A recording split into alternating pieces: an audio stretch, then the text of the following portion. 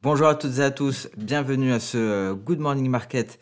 Nous sommes le 5 mars 2021 et aujourd'hui, c'est donc la dernière séance de la semaine et pas n'importe quelle séance. Aujourd'hui, nous allons prendre connaissance du rapport NFP, un rapport NFP très attendu. On va essayer d'en parler un peu plus dans le détail. Alors, suite à une recommandation, d'ailleurs, je vais vous fractionner les différentes parties de cette vidéo. Comme ça, si vous souhaitez zapper justement cette introduction où je vais parler du contexte général, je vais aborder également les chiffres de l'ADP pour parler un petit peu du NFP pendant 2 ou 3 minutes. Vous pourrez passer directement aux indices, aux matières premières, voire au Forex en description de cette vidéo. Donc elle sera, vous retrouverez le sommaire avec le fractionnement comme suggéré en commentaire hier. Alors on commence par le contexte général. Alors déjà hier on a pu constater hein, ce repli considérable, on le voit ici, on a marqué des creux à Wall Street, on a eu une baisse notamment, et c'est la troisième séance consécutive, une baisse du S&P 500 à 1,34%, le Dow Jones a cédé 1,11%, le Nasdaq 2,11% et le Russell 2000 a baissé de 2,76%. Alors il y a eu Jérôme Powell a amplifié ses baisses, hein, une fois n'est pas coutume, il a dégradé le sentiment de marché. Pourquoi? Simplement parce qu'il a continué à ignorer la hausse des rendements, mais également les attentes en matière d'inflation lors de son discours d'hier. On l'avait dit, il y avait deux principaux événements, deux événements majeurs, le discours de Jérôme Powell et cette réunion de l'OPEP+. On va parler également de l'OPEP+. Je pense que vous n'avez pas pu louper cette hausse considérable des pétroles. On a atteint d'ailleurs un objectif pour le WTI, on en parlait de ces 65 dollars. Et si on les franchit, si on passe au-dessus, c'est 73 dollars hein, la prochaine cible. En revanche, si on se replie, on va à 59. On va en parler un peu plus tard. Pour le Brent, on n'est pas encore arrivé aux 70 dollars. Alors, revenons-en donc à la Fed. Concrètement, on s'attendait, il n'y aura pas donc de réaction aux tensions obligataires, hein. La Fed ne répondra pas par une intensification des achats des obligations face à cette hausse des taux longs. On a pas mal abordé ces taux longs, notamment le 10 ans américain. Un 10 ans américain qui a réussi à franchir cette fameuse résistance, la résistance des 1,50%. On en parlait, ce qui a bien entendu amplifié la baisse des grandes valeurs de croissance, comme les valeurs technologiques, les poids lourds technologiques, donc le Nasdaq. Et on est actuellement aux alentours des 1,538%. Je viens de vérifier, mais attention, qu'on ne répète pas le scénario donc d'invalider ce franchissement. C'est ce qu'on avait vu la dernière fois, à la fin du mois de février. Dès qu'on avait franchi les 1,50%, on a vite invalidé pour se replacer en dessous. Donc les taux longs seront donc un point à surveiller lors de cette séance. Soit on continue avec un beau taux de croissance sur le 10 ans américain, ce qui va peser davantage sur le Nasdaq, soit on refuse le franchissement des 1,50%. Et dans ce cas-là, le Nasdaq pourrait rebondir et pourrait rebondir considérablement. On le connaît, on sait que lorsqu'il fait sa remontada, ça peut aller très vite. Un mot sur le marché pétrolier qui a été également au centre de l'attention. Et la décision notamment de l'OPEP+, qui a décidé de maintenir la production inchangée finalement en avril. Hein, comme quoi, comme ce que disait le ministre de l'Énergie, on ne peut pas donc prédire l'inattendu et c'est le cas. Donc pas de réduction de production, à part bien entendu pour la Russie. Hein. Souvenez-vous, il y avait un désaccord entre la Russie qui voulait augmenter immédiatement, l'Arabie Saoudite qui ne voulait pas. La Russie donc pourra augmenter sa production de 65 à 116 000 barils par jour. Je vous l'avais dit, hein, la vente de pétrole est très importante pour le budget russe. On a également le Kazakhstan qui pourra augmenter sa production de 10 à 20 000 barils par jour. Et les pays qui produiront davantage auront donc jusqu'au mois de juillet pour compenser la surproduction. La prochaine réunion ministérielle de l'OPEP+, ce sera le 1er avril. Et donc on a eu, grâce à cela, grâce à cette hausse du pétrole, on le voit ici sur ces deux graphiques, on a eu donc un secteur de l'énergie à Wall Street qui a surperformé les autres secteurs. On a eu une hausse du secteur de l'énergie de 2,5%. Et celui qui a le plus souffert de cette hausse du 10 ans américain, c'est le secteur des technologies et d'information à Wall Street qui a cédé 2,1%. Donc voilà pour le contexte général. À présent, les différentes déclarations et les données dont nous avons pris connaissance lors de la session asiatique. Alors, selon le Hong Kong Economic Times, la Chine s'est fixée pour 2021 un objectif de croissance supérieur à 6% et un objectif d'IPC d'environ 3%. Le gouverneur de la Banque du Japon, Kuroda, a déclaré que les rendements obligataires plus élevés pourront réduire l'impact de l'assouplissement monétaire. Et à noter également une petite information, selon Bloomberg, les États-Unis et le Royaume-Uni préparent une nouvelle série de sanctions contre la Russie pour utilisation d'armes chimiques. Donc voilà pour ces quelques nouvelles. On fait un petit point tout de même macroéconomique parce qu'aujourd'hui c'est ce qui va compter. Aujourd'hui on va parler du NFP, c'est la plus grosse, c'est la plus attendue hein, des publications et ça va créer une grosse volatilité sur le marché des changes. Pourquoi? Parce que ça va influer le dollar américain, donc toutes les paires en dollars vont être volatiles. Ça va influer également le 10 ans américain et donc Wall Street. Tout d'abord, il faut savoir que, bon, ça c'est par rapport aux chiffres de l'ADP hein, que l'on retrouve ici, on va en parler. Et donc, on avait un consensus du marché qui s'attend à une augmentation de 185 000 emplois aux États-Unis après une hausse de 49 000 en janvier, avec un taux de chômage qui devrait rester inchangé à 6,3%. Mais ce rapport de l'ADP fait peur. Il fait peur pour le NFP. L'ADP, donc, c'est un rapport qui est privé. Le NFP, c'est le chiffre officiel. C'est tous les premiers vendredis du mois. Donc, c'est aujourd'hui. On a simplement eu une hausse pour l'ADP dont on a pris connaissance mercredi, de 117 000 emplois. On les retrouve ici, hein, les 117 cas. Alors donc, c'est en dessous des 168 000 attendus. Donc les analystes tablaient pour 168 000. On a eu 117 000 en dessous du consensus. Pour décortiquer ce chiffre, on a eu des petites entreprises qui ont créé 32 000 emplois, les moyennes entreprises 57 000 emplois et les grandes entreprises 28 000 emplois. Et donc les emplois dans le secteur de la fabrication de biens se sont contractés de 14 000, alors que dans les emplois liés aux services, on a eu une augmentation de 131 000. Alors ça confirme plus ou moins justement les dires de la Réserve fédérale américaine, ces affirmations que la reprise du marché du travail a ralenti et qu'il faudra peut-être un certain temps pour que l'économie américaine atteigne le plein emploi. On va s'intéresser d'ailleurs à cette ISM des services après cela, mais voici le graphique hein, de l'ADP, le chiffre d'aujourd'hui, 117 000. Et ce qui fait peur, c'est qu'on dit souvent qu'il y a une corrélation entre l'ADP et le NFP. Alors certes, il y en a une, mais pas en mensuel.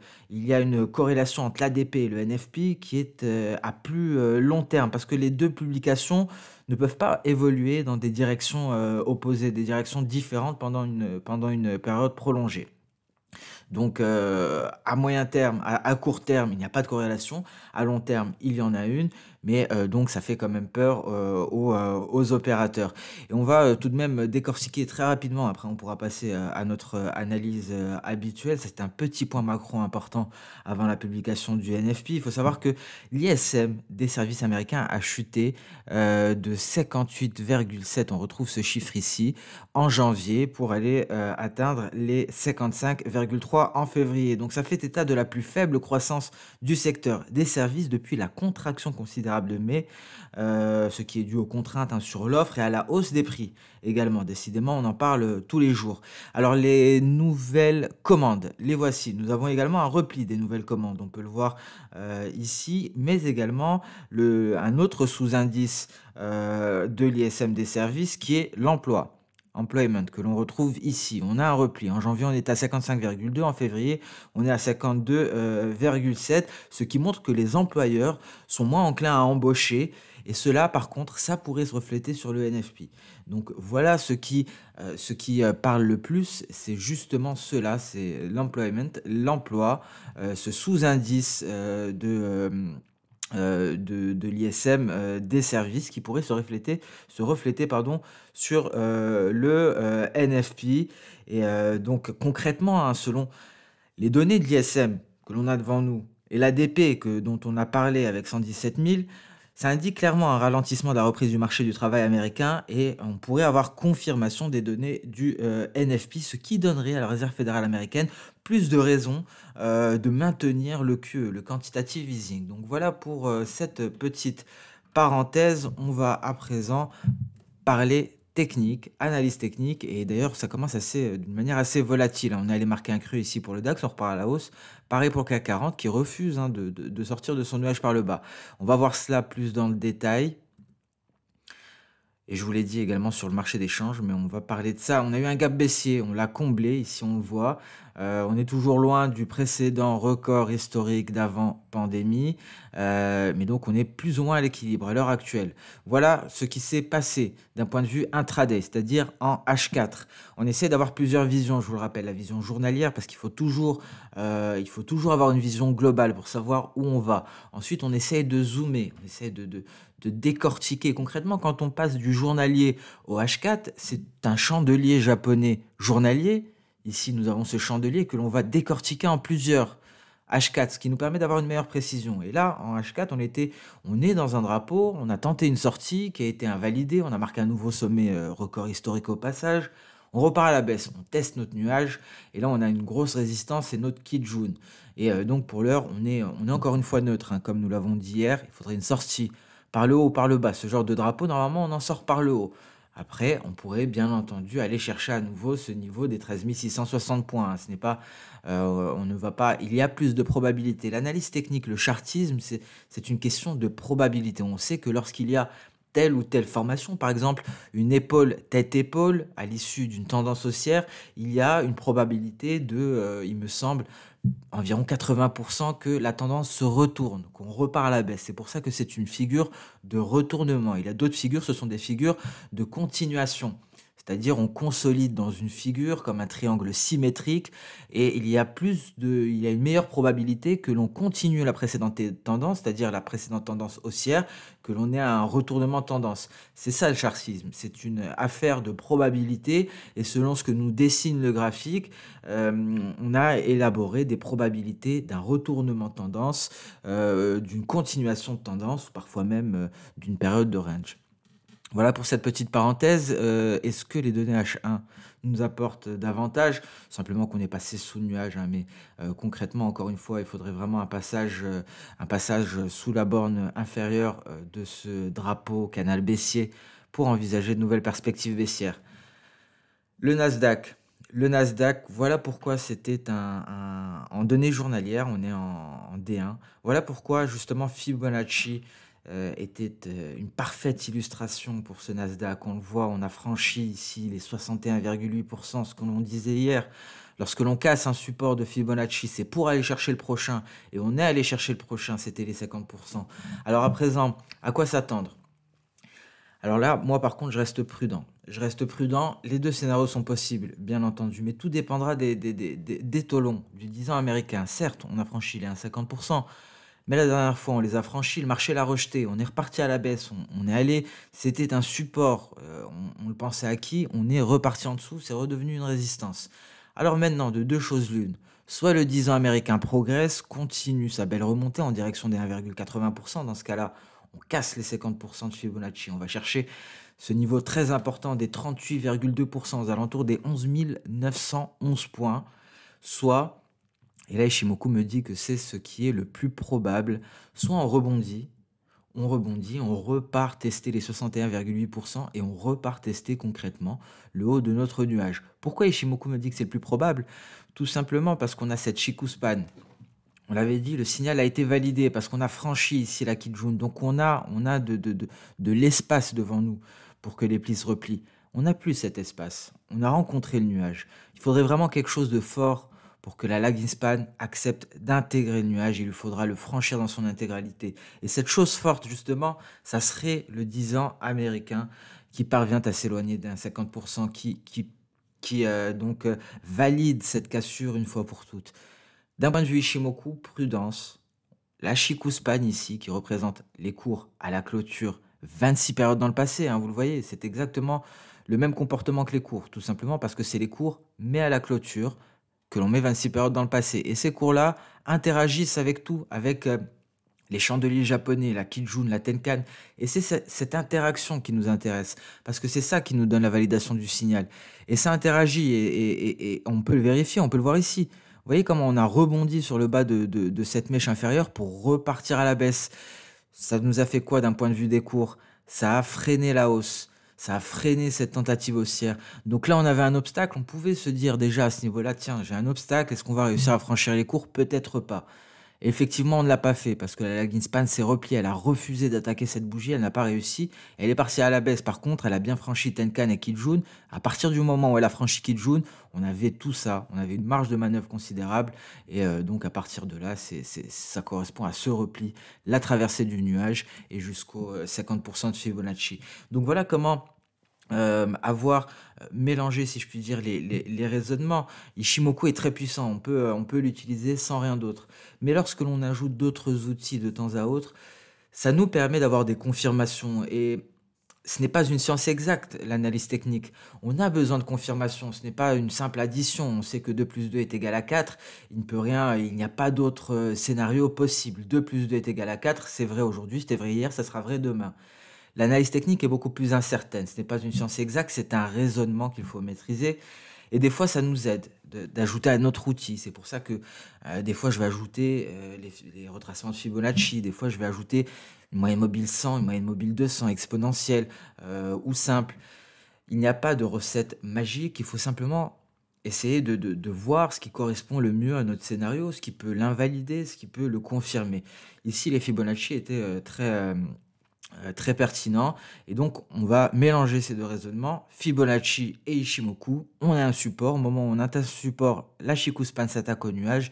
Attention, risque de hausse. Est-ce qu'il y a un catalyseur baissier? Oui, il y a un catalyseur baissier. Ça pourrait être le 10 ans américain qui vient de franchir les 50%, qui pourrait aller plus haut. Mais attention, à 14h30, on a le NFP. Voilà toutes les données qu'il faut avoir en tête. D'un point de vue intraday, on a marqué ce creux, on tente de rebondir. Est-ce qu'on va passer au-dessus des 12 480? Ça dépendra de notre Chikou-span en données journalières.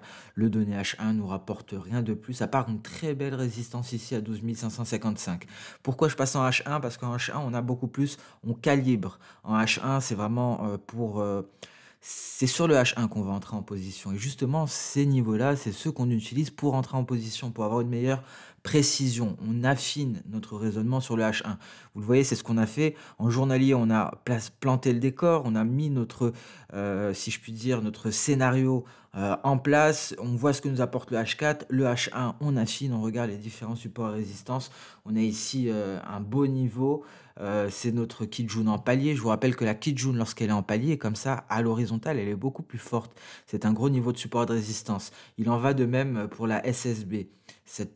Voilà, on le voit ici. La SSB en palier, c'est un gros niveau de support également. Hein. Lorsqu'on trace une ligne horizontale à ce niveau-là, on peut voir que c'est un niveau. Ça a été un niveau par le passé. Et si on franchit le nuage, ça sera une résistance. On passe à présent sur le S&P 500. Alors là, le S&P 500 commence à nous inquiéter. Ce n'était pas le cas hier. On a franchi la Kijun, on a franchi cette oblique haussière. Car oui, à Ishimoku, il faut ajouter nos tracés chartistes. Il faut tracer nos obliques, nos lignes de tendance, les trendlines, qu'elles soient haussières, c'est-à-dire qu'elles relient les creux, ou qu'elles soient baissières. Car quand on est baissier, on va relier les sommets. Il faut les tracer. Ça a de l'importance également. Ça ne peut qu'enrichir votre analyse. Ici, on a un beau nuage tout de même en support. Il faudra attendre tout de même une sortie de nuage et on voit une Chikou-span qui s'est embourbée dans pas mal dans un pétrin, si je puis dire. Hein. Il y a de grosses bougies, donc on pourrait s'attendre à un refus ici de la Chikou-span qui repartirait à la hausse. Je verrai bien ce scénario à suivre. Encore une fois, il y a le NFP, il y a beaucoup de choses que l'on ne peut pas prédire, hein, que l'on soit technicien ou non. Donc voilà, la prudence est de mise. Ça nous donne une première alerte. Une première alerte, à noter tout de même que l'on n'a pas clôturé en dessous hein, de la trendline. Elle a tenu, on a juste une ouverture en dessous, et tant qu'on n'a pas de clôture, ça pourrait clôturer même au niveau de la Kijun. Hein. Donc il ne faut pas vendre la peau de l'ours avant d'avoir tué, on pourrait clôturer à 3810 points. En données intraday, on le voit ici, hein, depuis la sortie de nuage par le bas, signal Ishimoku de vente, validé par la Chikou-span qui a le champ libre, on marque un creux, on tente de repartir à la hausse. Chikou-span refuse de s'attaquer à ces obstacles et donc on s'effondre. On la voit cette résistance à présent, donnée H1, c'est à ça que nous sert le H1, 3780, belle résistance. Une résistance, ça sert à quoi? Si on a un biais baissier, c'est un point de vente. Si on a un biais haussier, on attend que ça casse la résistance et on achète. C'est comme ça qu'on utilise les supports et les résistances. Le Dow Jones, lui, nous inquiète beaucoup moins. Il a clôturé au-dessus de sa Kijun, on le voit ici. Il tente de la franchir à l'heure actuelle. Il y a encore la trend line haussière et il y a encore notre nuage. Le Dow Jones, hein, de la même manière, a marqué son creux. Beau rebond par la suite, creux à 30 515 points environ. Et on retrouve cette même résistance ici, 30 974 points. On retrouve même une autre ici, un palier de SSB. Et croyez-moi, c'est une résistance, 31 064 points. Qu'en est-il du Russell 2000? C'est beau ce que nous fait le Russell 2000, c'est un peu plus précis, on le voit en H4, on est dans ce canal baissier. Ici, c'était vraiment un beau point de vente, hein, n'empêche, lorsqu'on voit la belle baisse pour aller chercher la borne inférieure, on tente de rebondir, belle résistance à 2193. Et on parlait des paliers de SSB, on disait que ce sont des beaux niveaux de support et de résistance. Je prolonge celui-ci, et voilà, on a un support, et c'est un support. On le voit, on est en train de stationner au-dessus, on a même invalidé la cassure de ce support. Hein, on a tenté de le franchir, on change d'avis, on rejette la cassure de support, on repart à la hausse, et on s'installe juste au-dessus. Et on le voit, hein, je vais le mettre même plus en gras, c'était un support ou une résistance, en tout cas un niveau important, même par le passé. Vous voyez ici, hein, on refuse le franchissement, on repart à la baisse, ce qui au passage nous avait permis de dessiner un N en projection de soda. Ici c'était intéressant et ça nous donnait l'objectif ici. On y est allé après le franchissement de ce niveau qui est aujourd'hui un palier d'SSB. Accélération haussière, on atteint l'objectif. Et là, encore une fois, on ajoute un outil, c'est ce que l'on avait fait à ce moment-là, et c'est les projections de soda. À chaque fois, l'analyse technique, c'est simple. C'est une boîte à outils. Une boîte à outils, il faut imaginer que on fait des travaux, il faut sortir le bon outil au bon moment. Et c'est peut-être la difficulté. Il y en a une infinité des outils, des indicateurs. Il y en a de nouveaux chaque semaine. Il faut juste trouver les outils adaptés selon les configurations. Et c'est là toute la difficulté. Ça s'apprend pas vraiment dans les livres. Il y a un peu de pratique, mine de rien. Il y a aussi beaucoup, il y a aussi il y a aussi du feeling avec la pratique justement. Et c'est la réelle difficulté. Le Bitcoin qui a perdu du terrain hier. On le voit ici en données hebdo. Alors attention, hein, parce qu'on avait un avalement baissier, attention à la clôture hebdomadaire, à la clôture d'aujourd'hui. Ça pourrait être annonciateur d'un repli sur le Bitcoin. Qu'en est-il? En données journalières, on tente de casser la Kijun. Et sachez-le, c'est un signal d'alerte, peut-être pour aller chercher le précédent creux. Le journalier va nous donner beaucoup d'informations à ce niveau-là. Voilà ce qui se passe sur le Bitcoin. On n'arrive pas à se décider. Est-ce qu'on sort par le haut? On l'a refusé. Il y a deux séances de cela. Est-ce qu'on sort par le bas? On tient bon. C'est la SSA qui tient bon pour le moment. Donc, pour envisager une réelle baisse du Bitcoin en direction du précédent creux, voire de celui-ci, il faudrait une sortie par le bas, bien entendu. On est neutre selon la théorie Ishimoku. Lorsque l'on est à l'intérieur du nuage, les prix sont à l'équilibre. Le but d'un trader est de capter les déséquilibres de marché justement. Déséquilibre haussier, c'est un signal. Déséquilibre baissier, c'en est un autre. Voilà pour les indices. Bon, très rapidement, l'Ether, on voit qu'il revient vers son précédent record historique. Il teste son nuage. Stellar. Alors Stellar finalement a cassé l'oblique haussière ici. Voilà pourquoi c'est important de les tracer. Il l'a cassé, c'était un signal de vente. D'ailleurs, on voit ici un beau... on pourrait tenter une projection de soda à ce niveau-là, parce qu'on a eu la formation d'un petit creux après tentative de rebond. À vue d'œil, hein, ce n'est pas un E, c'est un V. Parce que ici on a baissé par exemple de 10. Ici, on est remonté, on n'est pas remonté de 5. On est remonté de moins de 5, donc de moins de la moitié du repli. Donc on choisit, vous le savez à présent, on choisit V. Et je ne serais pas étonné que ce soit le niveau que l'on est allé chercher. Voilà.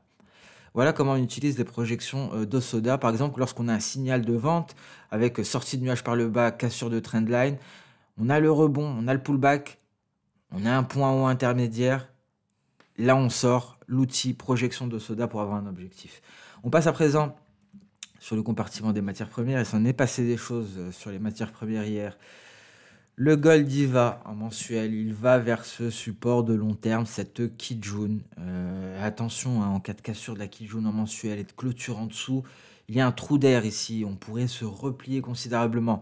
On est bien loin de ce scénario. Je n'y crois pas trop. Je suis plus partisan d'un gold qui va chercher un support pour repartir de plus belle par la suite.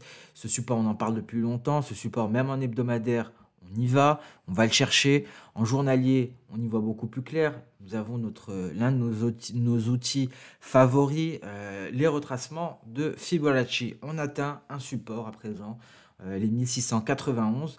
Le retracement de 61,8%. On en a parlé, on l'attend depuis le franchissement des 50. C'est chose faite, on n'a pas perdu de temps. C'est un niveau qui correspond également à ce support, hein. Il me semble que c'était le support de mai 2020, c'est cela. Fin avril jusqu'à même mi-juin. Alors on est sur ce support à présent. Alors, prudence tout de même. On pourrait aller plus bas et nous avons ici les 1560 dollars l'once. C'est un beau niveau, je vous en parlais beaucoup à une certaine période. C'est l'apex de cette figure et ça pourrait être le support sur lequel on repartira à la hausse. Si et seulement si on parvient à franchir cette zone de support comprise entre, il me semble, 1680 et 1690. Voilà pour le gold en données journalières. En données intraday, nous avons que nous apportent les données intraday. On voit ici un nuage qui exerce une certaine pression baissière, une grosse résistance ici. Si on a un biais baissier, cette résistance en cas de test pourrait être un point de vente. Et c'est le seuil psychologique environ des 1700 dollars l'once. Le pétrole, l'or noir, bel objectif, 65 dollars, nous y voilà. What's next? Qu'est-ce qu'on peut attendre pour la suite? De deux choses l'une, soit on continue, et effectivement, c'était une belle surprise, hein. Le marché pétrolier, l'OPEP+, nous surprendra toujours. On maintient les réductions de production. On est pourtant à des niveaux très élevés. Ça va être dur à digérer pour certains pays producteurs. Il y a un gros manque à gagner pour eux.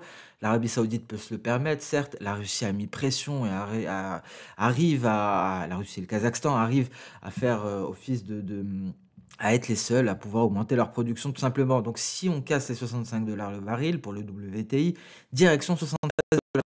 En revanche, en cas de repli, là, on pourrait aller chercher la Kijun, voire aller chercher les 59 dollars.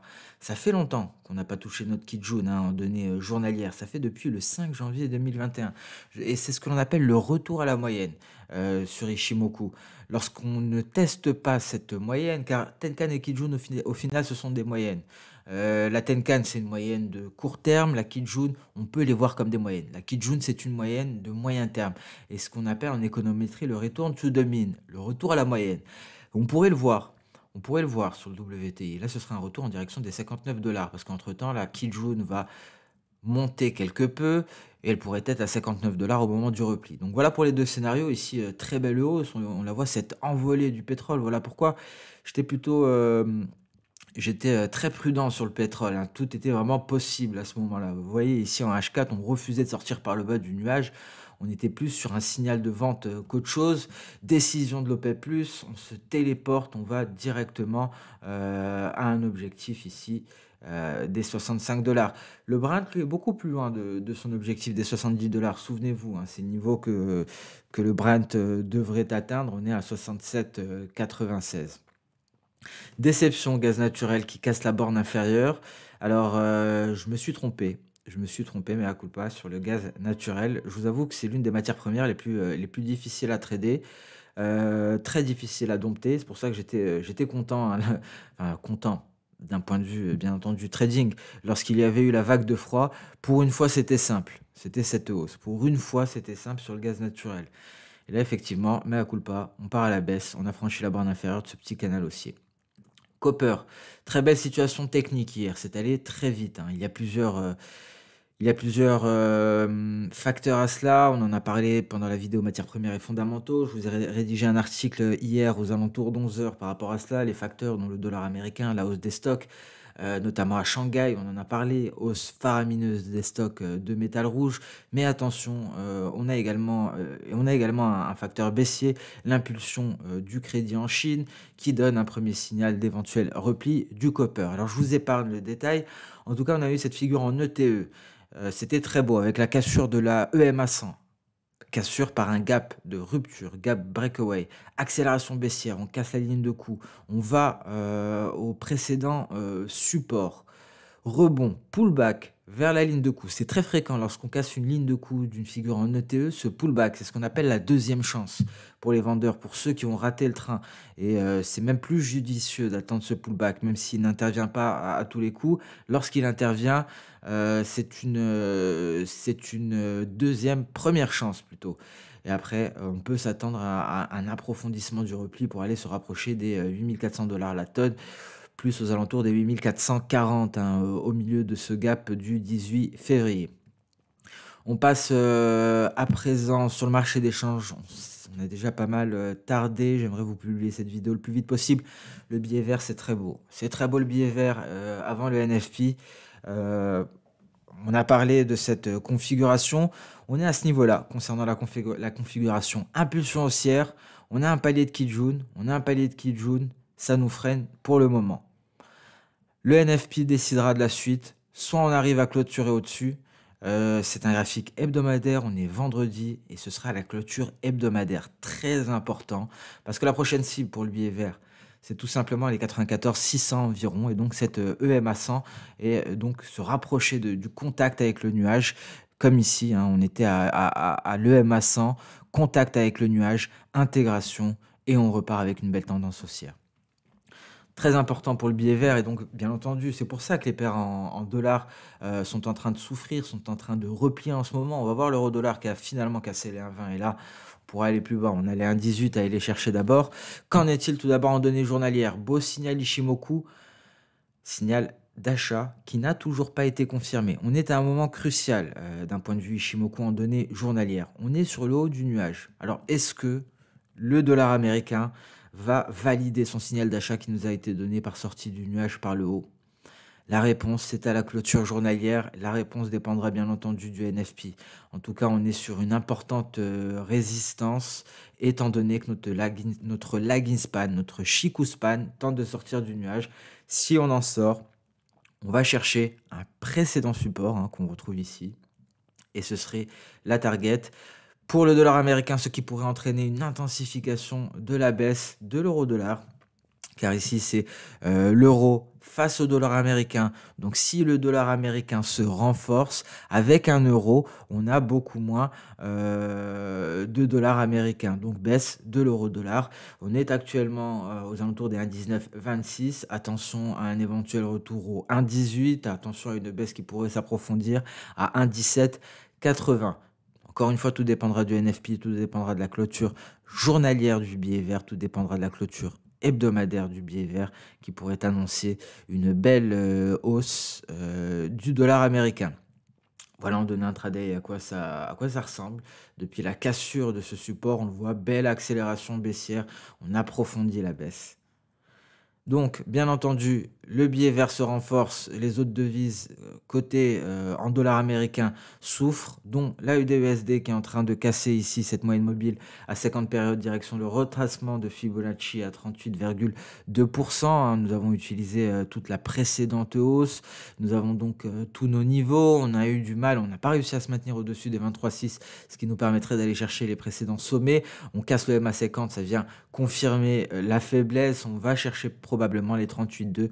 Encore une fois, tout dépend du billet vert. Aujourd'hui, sur le marché des changes, le billet vert sera roi. Le billet vert dictera la tendance de tout le marché.